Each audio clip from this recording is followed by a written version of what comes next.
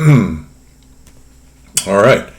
So now we are on the last act, Act 5 of Faust Part 2. And this is the conclusion of the epic.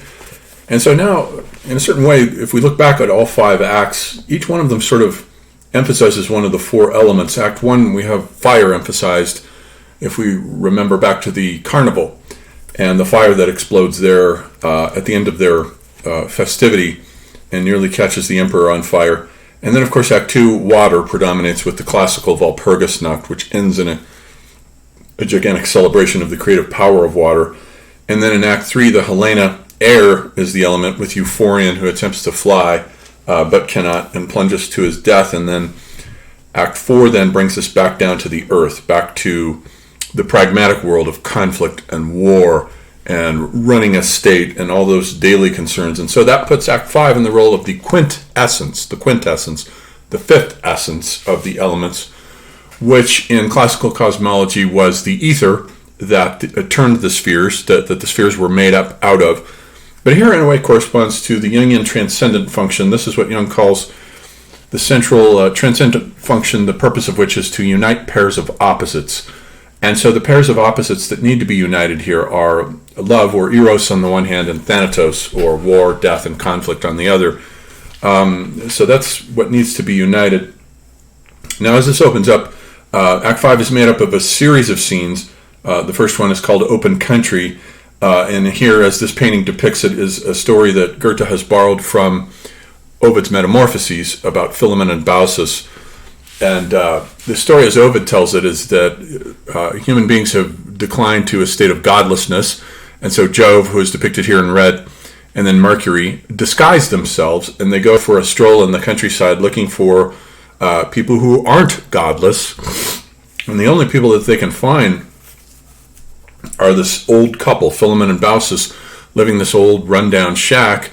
And they are the only ones who welcome them in and serve them all kinds of goodies, food and wine and all these things. And then so when the gods decide to send the flood to wipe out human beings, they only save Philemon and Baucis, and they transform their little cabin into a temple, with Philemon and Baucis then acting as priests to the gods, until they are eventually then, at the end of their lives, transformed into 2 trees, a linden tree on the one hand and an oak tree on the other.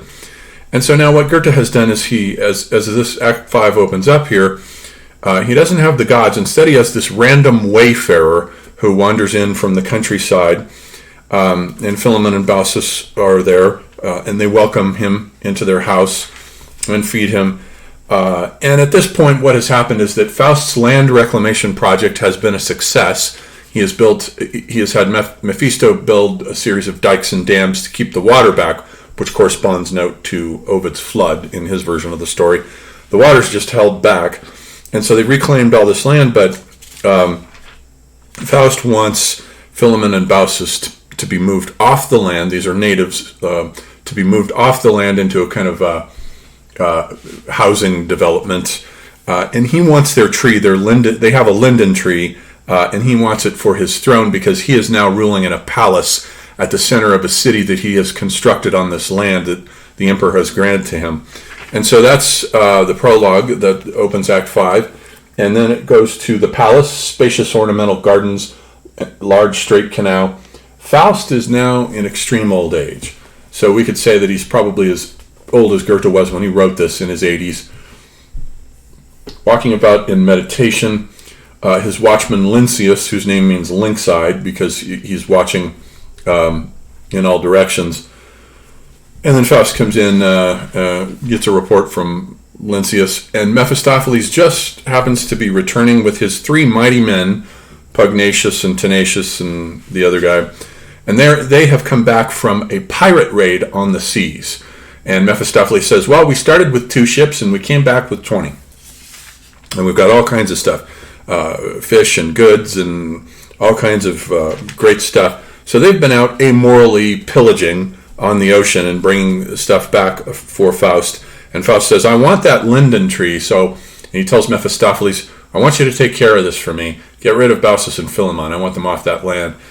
And so what happens then in the next scene, Deep Night, which Lynceus gives the account of it, where they have had to end up murdering, because Mephistopheles sends in his 3 hitmen, basically, and they go to the shack, and they knock on the door, nobody answers, and so they put Philemon and Baucis to death, and also the Wayfarer, who was staying with them.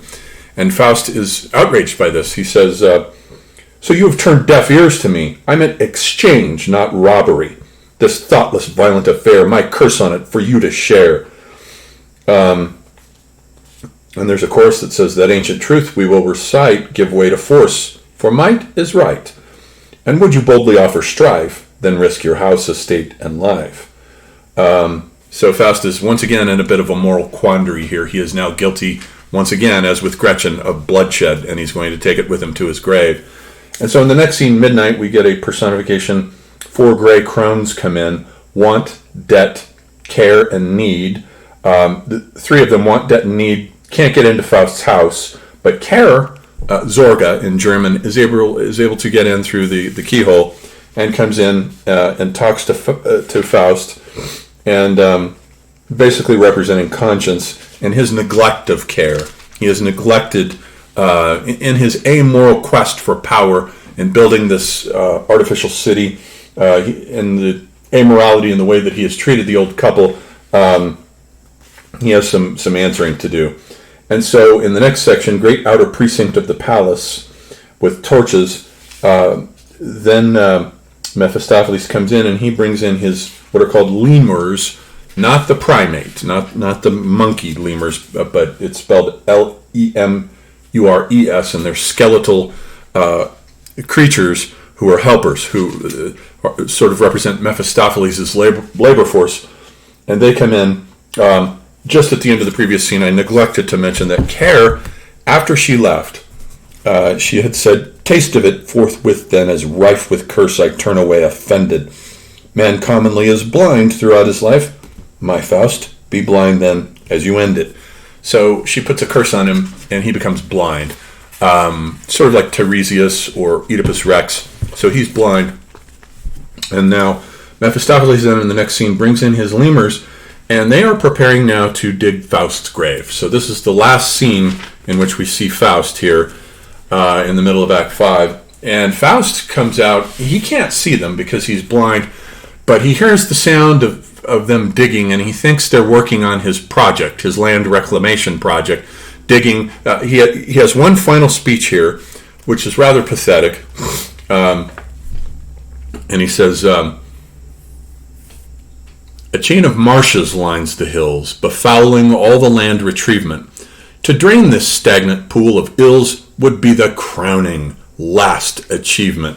So his last great dream is to drain the marshes in this area where he has reclaimed land from the sea in order to create acreage for housing development, basically suburbs. And so Goethe here is very prescient for seeing the coming of the 20th century land developers and the boring world of suburbs that they've created. I'd open room to live for millions, he says, not safely but in free resilience. Not safely because the thing is, this area depends, it's narrowly being held from flooding by these dikes and dams, and what if they fail? As in fact, another Faust figure in the 20th century, a real one, William Mulholland, who stole land from farmers in the Central Valley in order to steal all their water in the early part of the 20th century, in the 1920s, and brought all this water after the building of the LA aqueduct, and brought all this water to Los Angeles, had built also a dam that failed, and it failed, collapsed, and killed quite a few people in this area in California, in this valley. And so the same thing here with this kind of irresponsible land developer who could care less about what happens to the people on the land. He says, lush fallow then to man and cattle yields swift crops and comforts from the maiden fields. New homesteads near the trusty buttress face, walled by a bold and horny-handed race. A land of Eden sheltered here within. Let tempest rage outside unto the rim, and as it laps a breach in greedy riot, communal spirit hastens to defy it. Yes, this I hold to with devout insistence. Wisdom's last verdict goes to say, he only earns both freedom and existence who must reconquer them each day. And so, ringed about by perils here, youth, manhood, age will spend their strenuous year.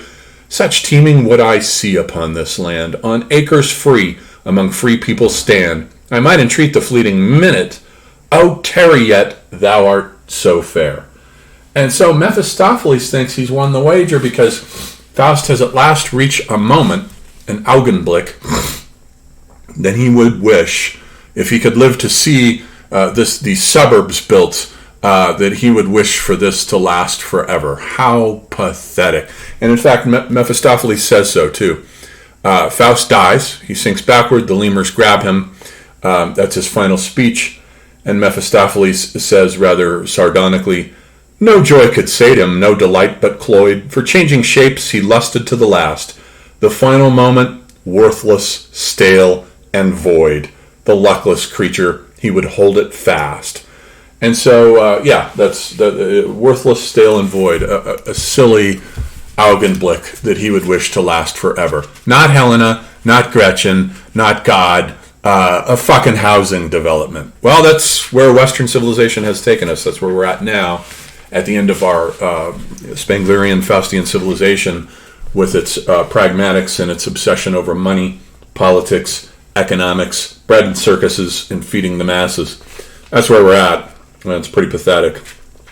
And then so we go to the next scene, which is called the Entombment, and it's meant to satirically rhyme with the entombment of Christ.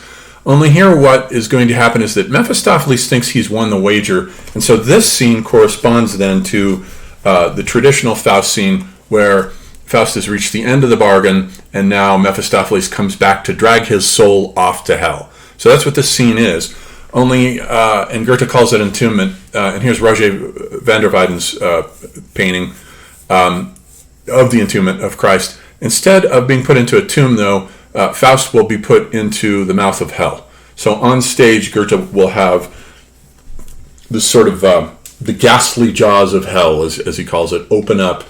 And Mephistopheles is trying to extract the soul of Faust. And he says, you, guardsmen loons, great jackanapes unsteady, rake through the air with unremitting tries, arms stretched aloft, sharp talons at the ready to catch the fluttering flibet as it flies, referring to Faust's soul. She's ill at ease in her old house, I'd say, and genius seeks the straight and upward way, when along comes the heavenly hosts now. A choir of angels comes down in to prevent Mephistopheles from making off with Faust's soul, and this is one of the works of art that inspired Goethe to write this scene, which is Signorelli's fresco at the Church of Orvieto, with this whole host of angelic chorus of angels here. They come in strewing roses, raining roses down, and they say, roses, you glowing ones, balsam bestowing ones, floating and flickering, stealthily quickening, rose twiglet whirling ones, rosebud unfurling ones, hasten to spread. Spring burst out blooming, emerald red, send grace perfuming the sleeper's bed. And Mephistopheles is incensed at this. He has finally reached the point where he thinks he's won the wager and deserves to make off with Faust's soul, but Goethe changes the myth of damnation to salvation now, and the angels come in and block him, and they do it in a funny slapstick way, where all these putty, these sort of flying Cupid figures like those that Raphael often depicted, that we saw 3 of them in the Triumph of Galatea at the top of the painting. Mephistopheles feels homosexually, erotically aroused when he's looking at these putty floating around in the air, and he wants to have sex with them. And meanwhile, so he's distracted by them, so the angels then come in and make off with Faust's soul and ascend to heaven with it. And so he loses the butt. He's the butt of a cosmic joke here at the end, and this is the last we see of him, walking off defeated and bitter yet again, just as the Thessalian witches had done the same thing to him, let's say, back in the classical Walpurgisnacht. All right, so now we come to the final apotheosis, one of the most beautiful scenes Goethe ever wrote. So it's called Mountain Gorges, Forests, Cliffs, Wilderness, and it moves us on up into heaven with the apotheosis. as Faust descends. And this is meant deliberately to dialogue with Dante's Paradiso. It has a number of points of contact. And as it starts out with the mountain gorges, we see these anchorites walk in devotion going up this mountain. And so once again, we have a cosmic mountain like Mount Seismos before and the Brocken before that. Here we have a cosmic mountain that's kind of like Dante's Mount Purgatory with these anchorites going up it.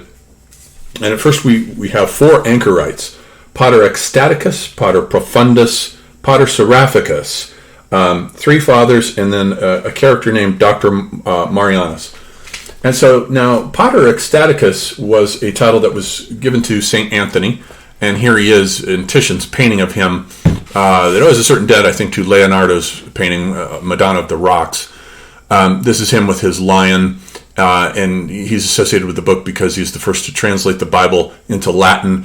And so at the New York Public Library, they have lions outside there in homage to St. Jerome, sort of the patron of the book. So he's first. And then the next character, Pater Profundus. And so the other thing about this with Anthony is that he's supposed to be levitating up in the air. So we're back to the 4 elements again. He's up in the air, and then down in the depths, at the core of the mountain, is Pater Profundus, which is a title normally given to Saint Bernard of Clairvaux. And here's a medieval illuminated manuscript of Bernard, I guess, putting a spell. In a way, I like this because he's driving away a demon with the power of the word. Sort of the way in the movie The Exorcist, they use the power of the word instead of the sword to slay the dragon and drive it away. And then we get to, and each one of these saints represents an ascent. So we're moving upward.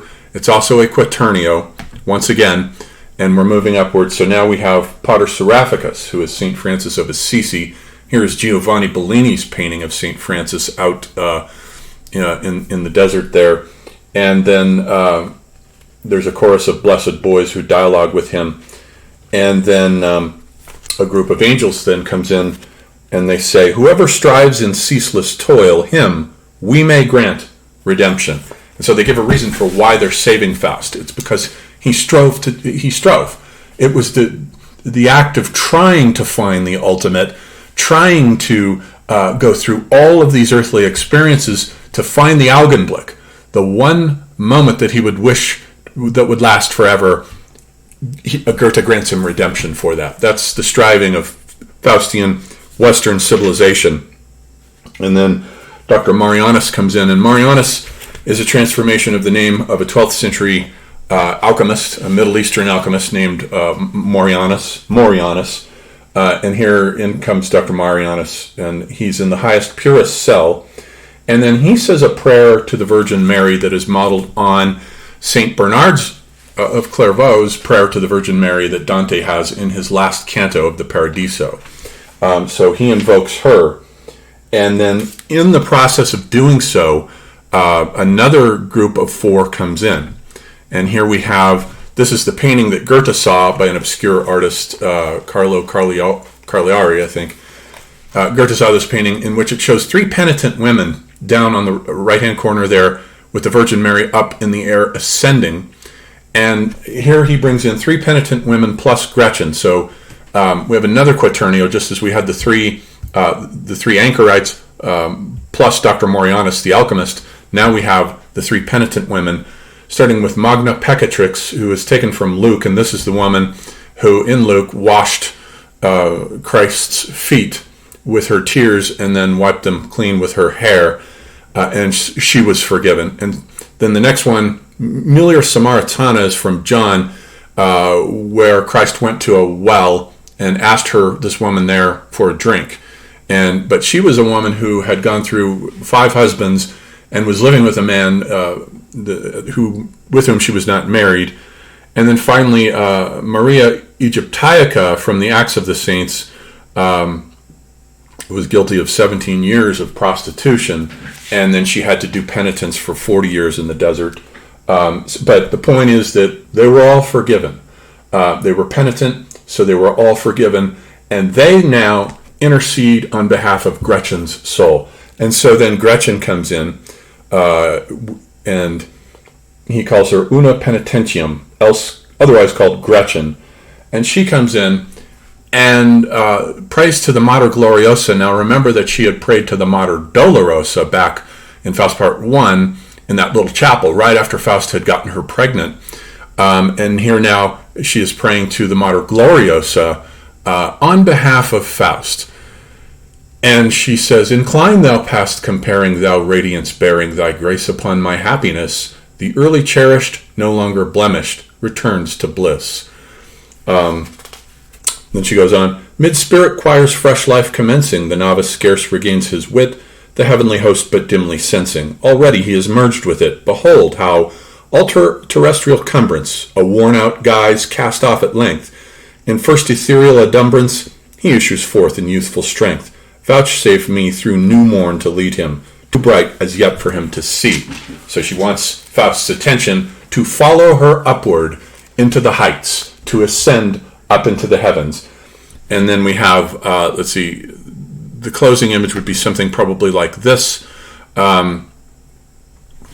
which is, again, another painting by Titian of the Mater Gloriosa ascending. And she says, she has two lines. She says, "Come, soar to higher spheres, precede him," referring to Faust. "He will divine and follow thee." And then Dr. Marianos, prostrate in adoration to her, says, "Gaze to meet the saving gaze, contrite all and tender, for a blissful fate your ways thankfully surrender. May each noble mind be seen, eager for thy service, Holy Virgin, Mother, Queen, Goddess, pour thy mercies." And then a final chorus, what is called the Chorus Mysticus. "All that is changeable is but reflected. Alles Vergängliche ist nur ein Gleichnis," which means everything transitory is but a reference to something eternal. We have just sat through an epic play that is full of signs and signifiers pointing to the eternal. All that is changeable is but reflected. The unattainable here is affected. Human discernment here is passed by. The eternal feminine draws us on high. Das ewig Weibliche zeigt uns hinan. As Gretchen draws Faust upward into the heights. And then Goethe wrote the word finis at the end, suggesting Christ's words, "It is accomplished." And then he is able to die. And so Mahler set this to music, this Chorus Mysticus. So we'll let Mahler take us out here with his version of the Chorus Mysticus.